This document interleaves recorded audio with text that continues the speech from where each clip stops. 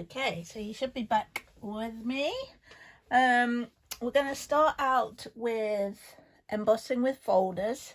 And first of all, I just wanted to mention that embossing, in terms of like the definition of it, just means kind of raising something up or making something stand out from the background sort of thing, which is why there are quite a few different techniques with the same sort of names.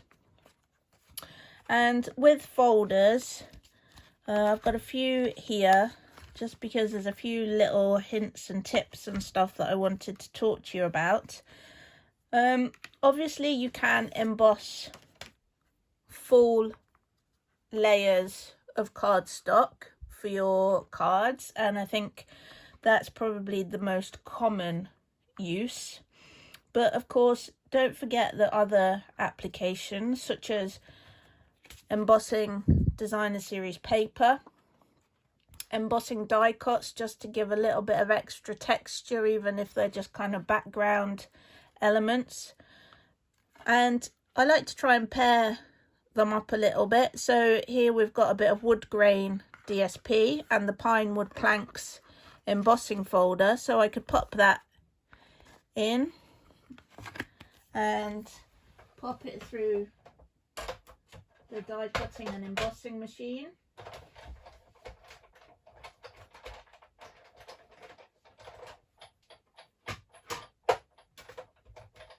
And hopefully you'll be able to see that just adding that extra texture just gives it that even more realistic look. So that's a great tip. If you've got wood textured paper, if you've got bricks or tile paper, you know, you can use embossing folders that coordinate with the type of images on your DSP, and that can be really effective. You can also ink your folders. Now this can get messy. So it's one of those things. Some people are not keen, other people love it. I'll show you and you can make up your own mind.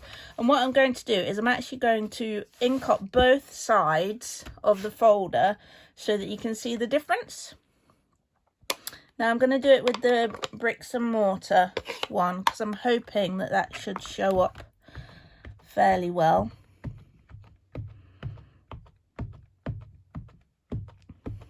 And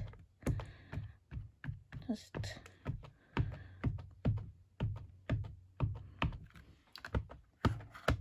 so you can see the difference in the folder,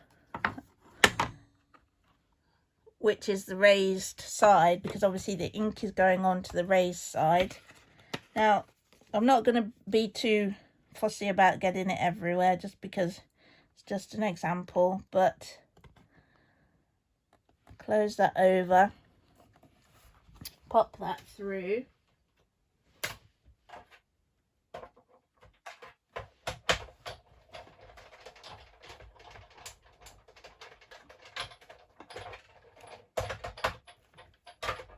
And of course they're water-based inks, so this will just wash off.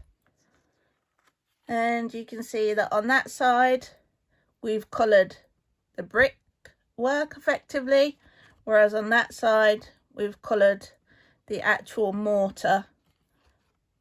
Okay, if you're not sure, then just kind of rub your finger along it and see which parts of it are raised and which parts of it are kind of recessed. With the Stampin' Up ones, generally the most commonly used side is the one with the Stampin' Up logo, but obviously you may occasionally prefer the impression the other way up. So just give it a try, see what you prefer. And as I say, these are water based, so I'll run that under the tap in a second and that'll be good as new. So that's a couple of techniques that you might not have seen before. One of my favorites is called inlaid embossing. And what you need for this is either punched shapes or die cut shapes and a piece of plain card. I'm just going to show you with the small bloom punch here. Just gonna punch out a few of these. And then what you want to do is you want to actually glue these in place. And I'm just gonna randomly pop these down all over my card. What's quite nice as well is if you have some going slightly off the edge, and I'll show you why that looks good when we actually finish off this example.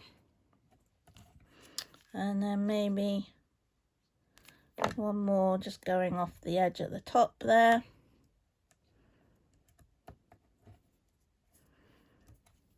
Okay, now remembering not to pick up the one that's got ink on it, we'll go with this lace one. We'll pop that in and run it through.